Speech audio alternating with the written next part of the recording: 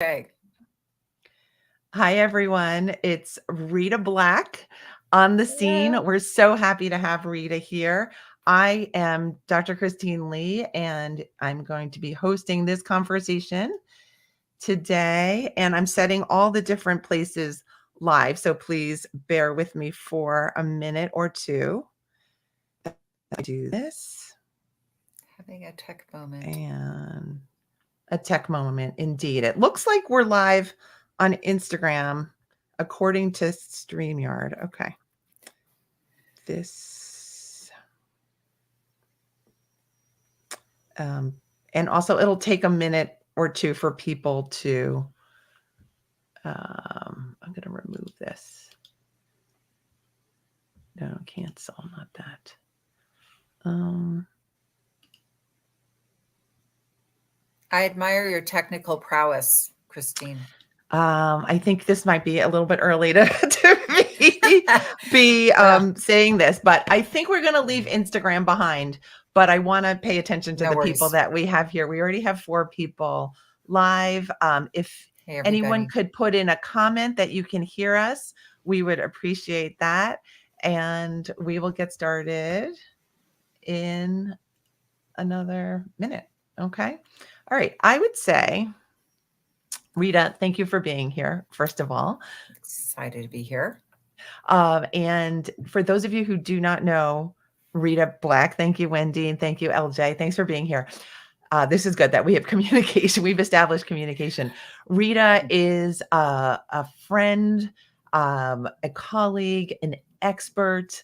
She is so wise, and she has helped so many thousands of people uh, to to recover from the diet up and down roller coaster drama life, and also to learn how to maintain their weight. And she's also an expert in smoking cessation. And this week, she has a series of master classes that are free. And you can read all about that at the link right below us, procrastinationcoach.com/spring shift.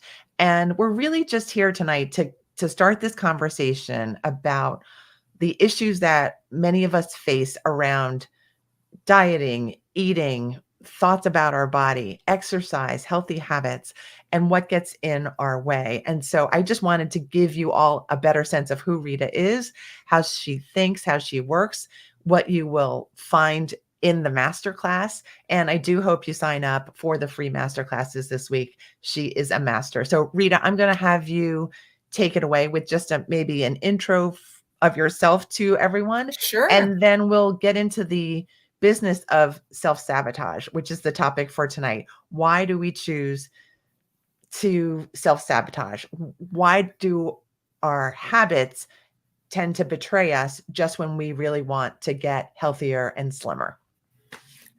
Fabulous. Thank you for the intro. And hi, everybody. I'm so happy to be here. So, I am a clinical hypnotherapist, but I started a whole world of hypnotherapy from being a client. I stopped smoking with hypnosis. I also lost weight with hypnosis. I lost 40 pounds and I've kept that off for 28 years. Uh, and then I got into helping people in this way because I just loved it so much. So this has been my life's mission for the last 22 years. So I think a lot of people, when they come to me, they feel really upset with themselves because most people who come to me are smart people. They aren't dumb. They aren't like, they're like, I am a highly functioning a person. I work in Los Angeles, so I have very high level people coming and saying, why am I still smoking? Am I an idiot? Like, I know it's bad for me. Why am I sabotaging myself with food? I could write a diet book. I know so much about weight loss. Like, why do I struggle so much? And so if that's you, if you're struggling in some way with being healthy, it's not really your fault. And I think that the key I want to impart with you today, because I know like Christine said, I have a huge masterclass that really gets into really removing the barriers that get in our way. And I will introduce you to hypnosis. So I hope you will come to the master class. But I do want to start to say that your struggle with trying to be healthy in whatever way you're trying to be healthy really probably isn't your fault. You probably know a lot about, like, you probably have the best of intentions. You probably know what to do in order to lose weight or uh, exercise or get going on whatever it is that you want to get going on. But what the problem is our mind is working against us. So I have my little board here. I'm gonna bring it in, my little 12%, 88%. So usually when we are trying to make any sort of, okay, I'm going to center that there, any significant change, we are, here's our brain, and 12% of our brain is the critical analytical willpower part of the brain. So when we're trying to make a change, really about this part, this much of our brain is engaged. The other 88%, our beliefs, our habits, our identity, and our imagination, our memory, a lot of things are down here in our subconscious. This part of the brain just wants things to keep on rolling exactly as they are, and is very invested in keeping you the same. Why is this? Why is the brain so mean? It's not mean. It has evolved in this way to keep us alive, to protect us. And when the brain thinks something is working for us, it is then going to get into an automated system where it is going to keep us working. So a lot of our bad habits around food, our bad habits around exercise aren't because we're lazy, which we will always call and self-label ourselves. It's not because we're pigs, not because we have, we're stupid. It's really because really when we're trying to focus and make a change, we really have our willpower part of our brain, and this other part of the brain sort of is fighting against us and resisting that change. I hope that makes sense. So what happens is what is kind of this little line here is this defensive mechanism, which really is evolved over the, like in the first 20 years of our life, we intake a lot of input, a lot of information, our family, our habits, our teachers, whatever. And then we develop this critical filter, which is going to filter out what doesn't agree with our worldview. So as you've heard that saying, you can't teach an old dog new tricks. When it comes to the brain, it's harder to do so because we have this barrier. So why hypnosis can be really helpful for people. I keep falling out here. Meditation, any relaxed mind technique is because in that relaxed state, your subconscious mind becomes more open to ideas of change. So I was going to, with Christine's permission, just kind of rock and roll through some ways that you can start using your mind in a different way, even without hypnosis, but just like kind of some hacks to access so that you can, uh, get get past those barriers that seem to be keeping you in this, what I call struggle cycle. Does that make sense, you guys? And are you with me? So, Yes. so, so the first part is that 12%, 88%. That is one of the big, big things. So once you get, it's not your fault. And that you have to kind of start to use techniques to use this whole brain. Then it's like, oh, okay, light bulb goes off. I know it did for me. I was like, oh, really? Oh, okay. So it's not my fault. Huge, huge relief. Like, okay, I'm not an idiot and I'm not a screw up. I just have to learn to use my brain more effectively. Okay, well, maybe I can do it. And that we're effectively working against habits and beliefs that keep us struggling. And one thing I'm going to get into, not today, but in the master class, is what I call the weight struggle cycle, because it's a very specific, very addictive cycle that we get into where we are being good on a plan, like, anything, fasting, keto, just trying to lose weight. We're usually in good mode and we get a little high from being good. Our dopamine center is, I'm so good. And then we get off track, and then we fall off and we kind of get into bad mode, and our brain does all these little mental hijinks I'm not going to get into. But what ultimately happens is we like overeat, feel bad, and then end up like, oh, I've got to find another way to lose weight. So we end in this like cycle that just keeps going around and around and making us feel more frustrated and more. So that would be a habit, a system of or a a loop of systems that are looped into the brain that have different pleasure points that the brain has gone, oh, this actually works for us, even though you're like, horror show, no it doesn't. It, to the brain it makes sense because there's the pleasure of letting go of being restrictive, there's the pleasure of being good on something, there's the pleasure of getting back into diet mode because it makes you feel in control. It's very fascinating, but it's very frustrating when you're stuck in it. And then there's genetics, and the genetics, how the food operates with our brain. They're seeing more and more that our genetic propensity for sugar and carbs runs on a sort of spectrum. So, the skinny people of the world who are really, wake up and can eat a croissant and not have it trigger their brain and make them want to eat more croissants, or eat more later in the day or feel hungrier.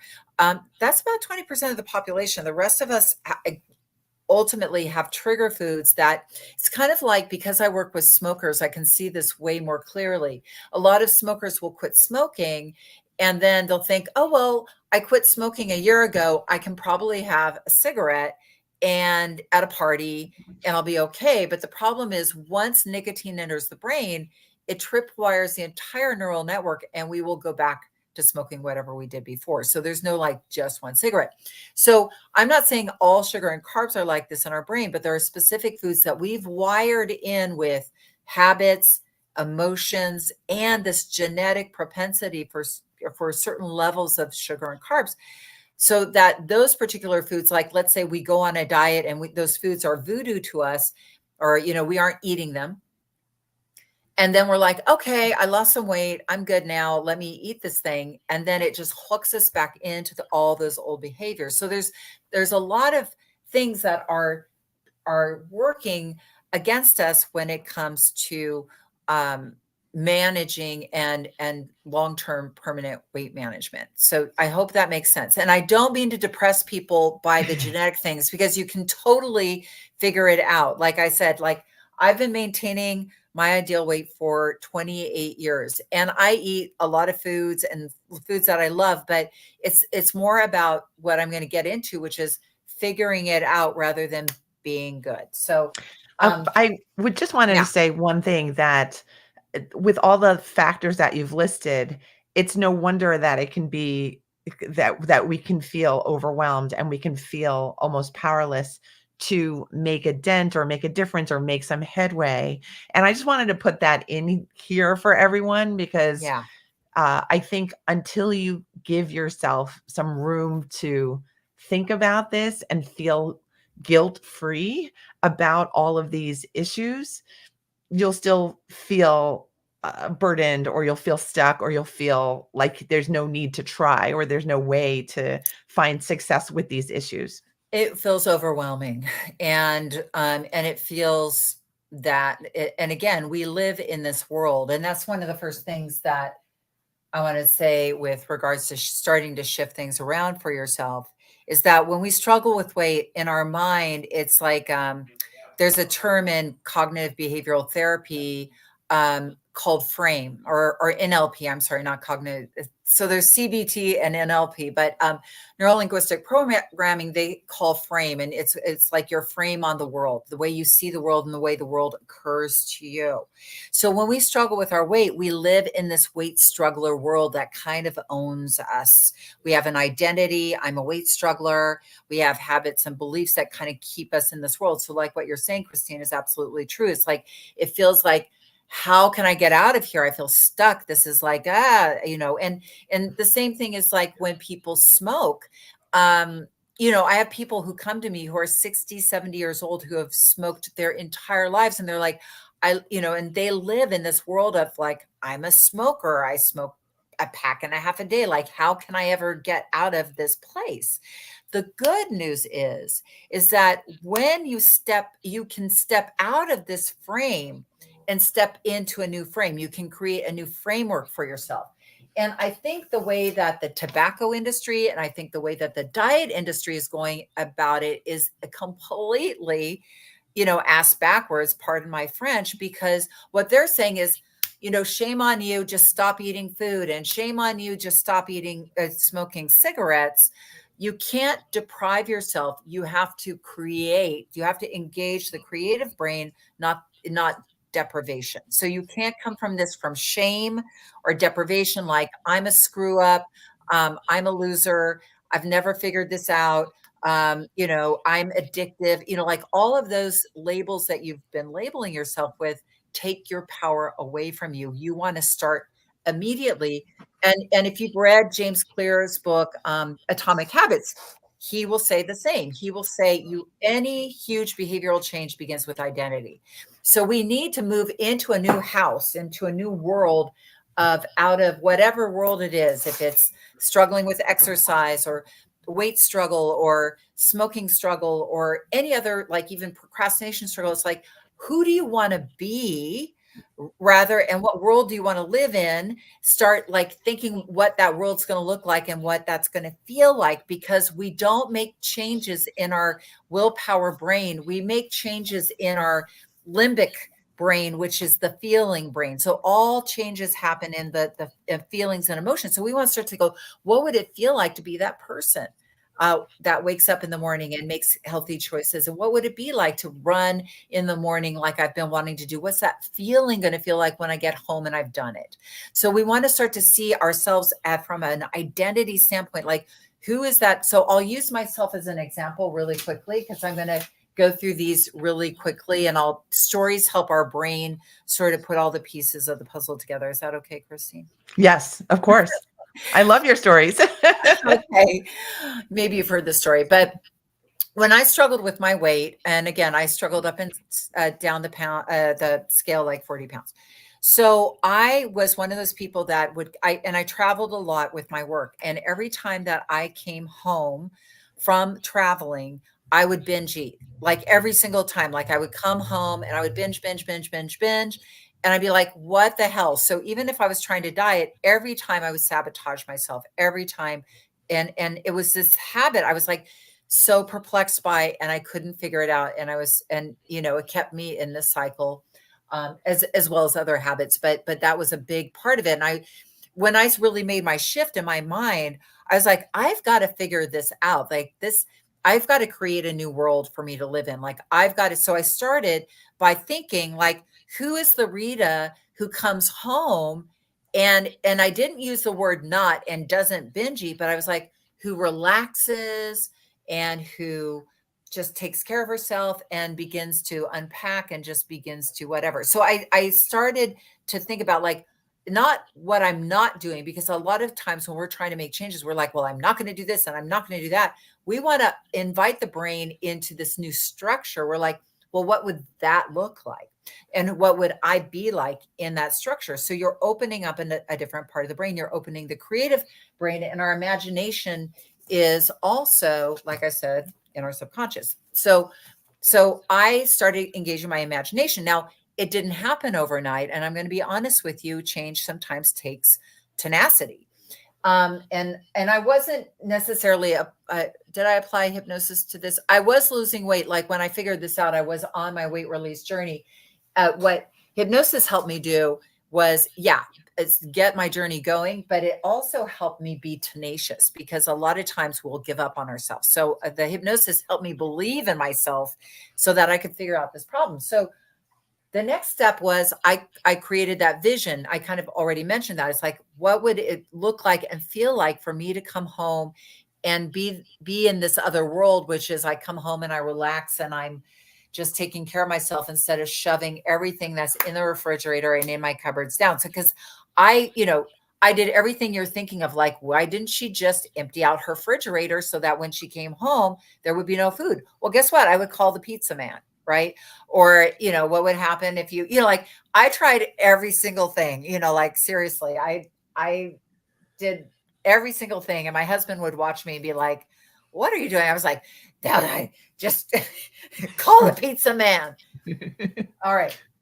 So then I had to get curious and I had to go, okay. And this is the thing, underneath most behaviors is something far more interesting than eating pizza when you come home from traveling, right? Like, it's like that is sort of like the symptom, but there's something underneath that is the root that usually is the aha. Oh, okay, I get it. But I wasn't looking. I wasted a lot of times like looking at the symptoms and trying to manage them instead of going, what's going on when I come home? And I started to tune into myself with meditation and hypnosis. And I realized, oh, I am one of these people. I'm a Virgo and I make lists. Christine, do you make lists? You make lists I too. do. I'm a Scorpio and I do not make that many lists. So, go ahead.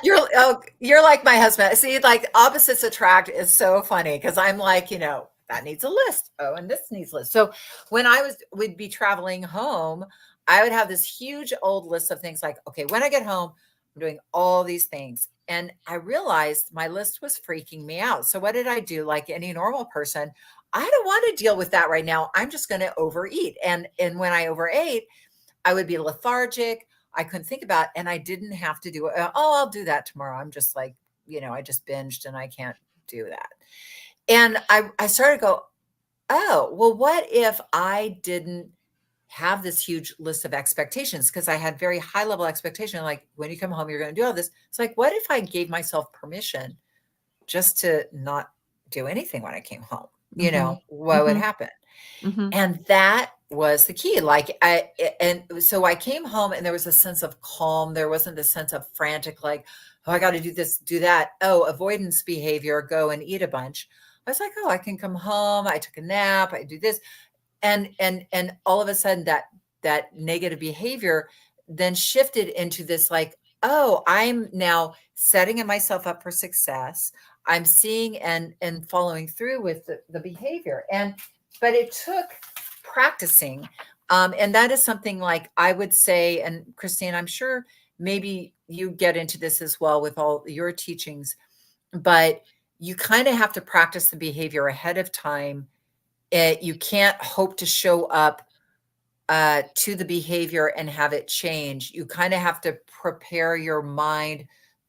Like athletes practice in their mind, and then they go out on the field and they engage in the practice. And in order for most behavioral changes to take place, we kind of have to walk ourselves through it in our mind first, create the vision because our subconscious can't separate fantasy from reality. And so we're in there and we're doing it and we take it all the way through. It's called future pacing to the end point where we're like, oh, I feel so good because I went to bed after travel, I ate a decent meal. I took care of myself. I felt great. I watched that whole behavior before I got home. And so then I had the preparation in my mind so that I could begin to walk myself through it. Does that make sense? It does. What I'm thinking is how so many of us we're all of us are that's my own feeling about psychology and people is that we're really all trying to take good care of ourselves. So even if we're completely kind of out of whack with our habits, there is some positively motivated thing in there, right? In Yes. underneath all this. And I love what you're saying is that if you just take a look from maybe even an outsider's perspective in, you could see maybe there's too much stress in your return home. Maybe you're too exhausted to guide your eating habits in that moment, right? Or Yeah. maybe the impulses are really raging because it's been your habit for 15 years of being on the road. You come home to call the pizza guy. And so I guess my thought is that we're we're thinking and trying to take care of ourselves, but we're not evaluating, are there kinder ways of seeing myself and then guiding my own behavior. And so then we get stuck in the pizza guy loop because he's really convenient and because we've been doing it this way for so long.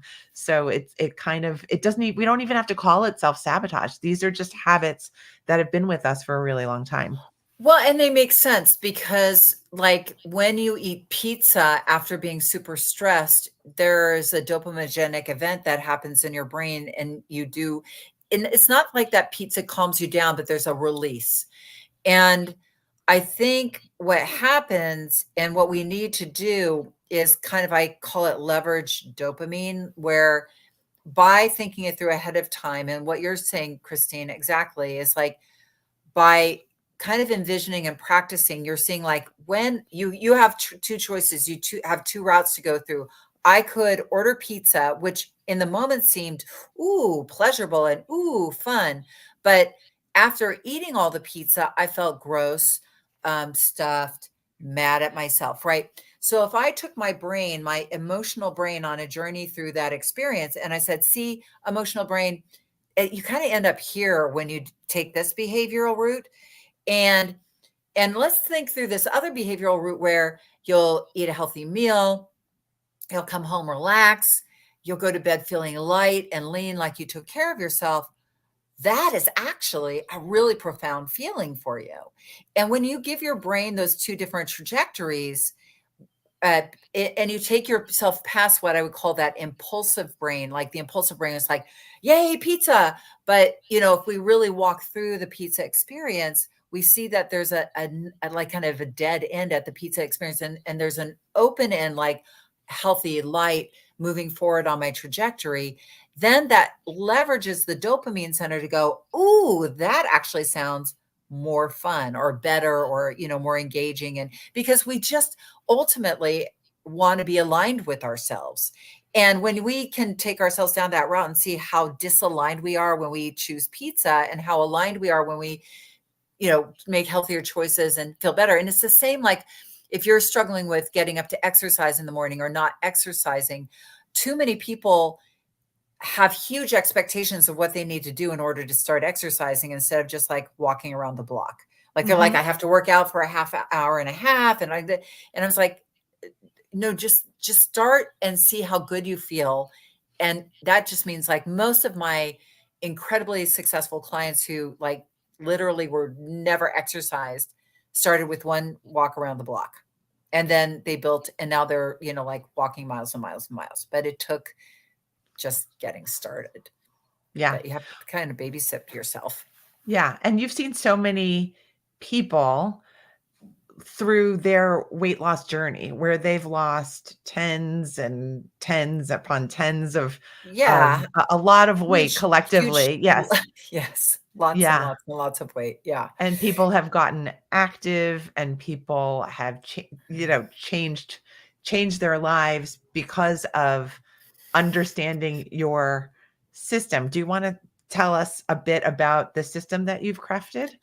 Well, I mean, ultimately, a system that I have crafted is a 30-day weight mastery process that involves meditation, hypnosis, and daily coaching. And what the idea is to really give your brain that shift into that new world of weight mastery, the shift into really developing a better intercommunication system. We all have that critic and rebel that derail us, but we really tap into our inner coach, which is probably for most of you something that you tap into in other aspects of your life that are working, but we don't really use that with ourselves when we're struggling with weight. So, and we focus on the 9 skills of weight mastery, which are based on, studies of people who have taken weight off and kept it off. So it is a step-by-step system.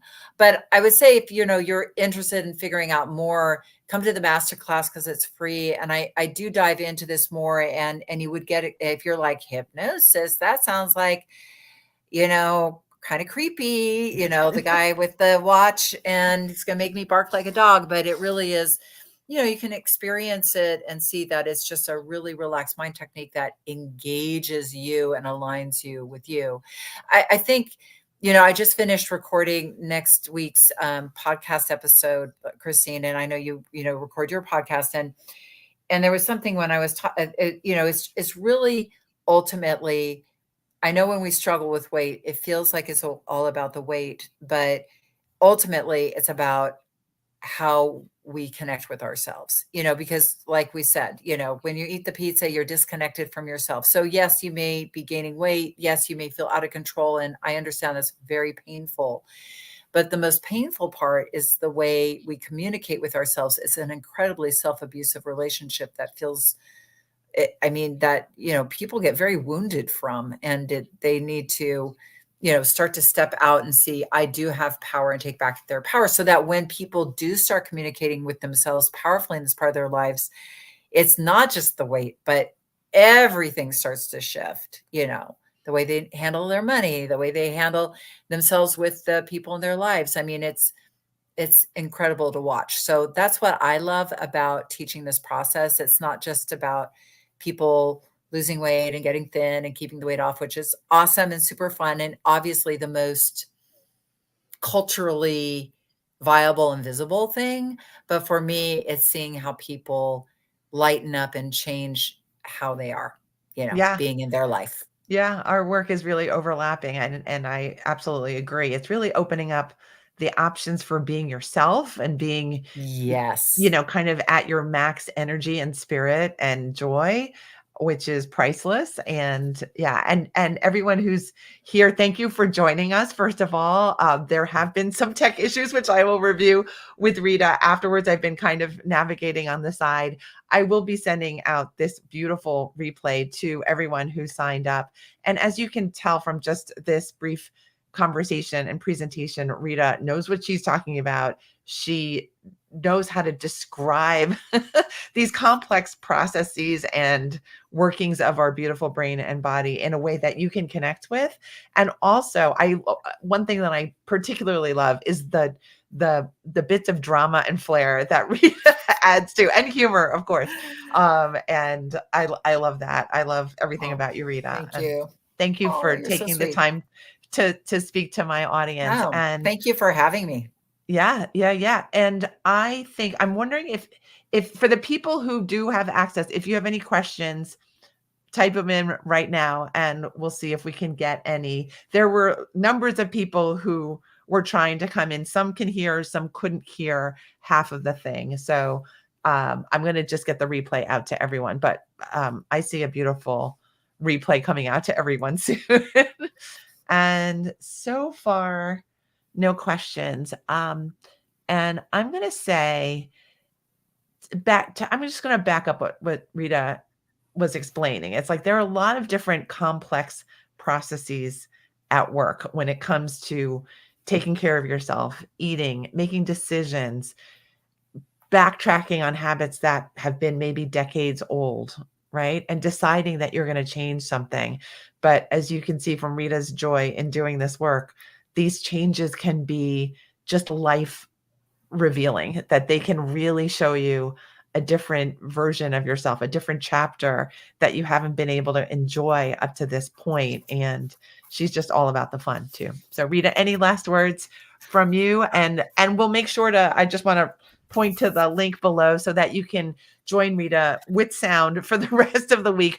Oh, Procrastinationcoach.com/spring shift. Lots of options for picking a time with her this week. So go ahead. yes, and do please sign up. And even if you can't make any of the times, you will be sent a replay, and you'll get to experience the hypnosis session. I love the hypnosis session that we do in this, and it is for weight loss.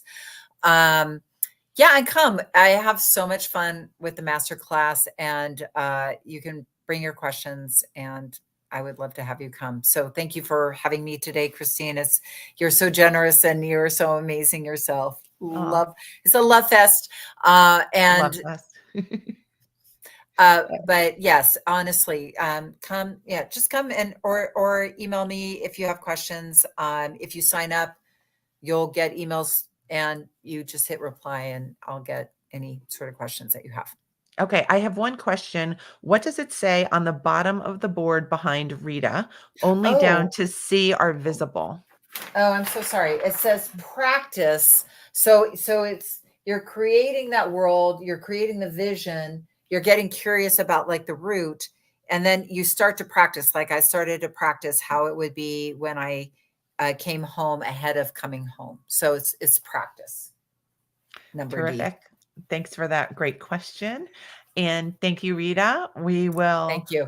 celebrate new connections, and your week of masterclass is coming up. Good luck throughout Thank this you week. so much, Christine, You're the for best. having Thank me. you. Thank you, everyone. And have a good night. We'll talk soon. Good night. Good night.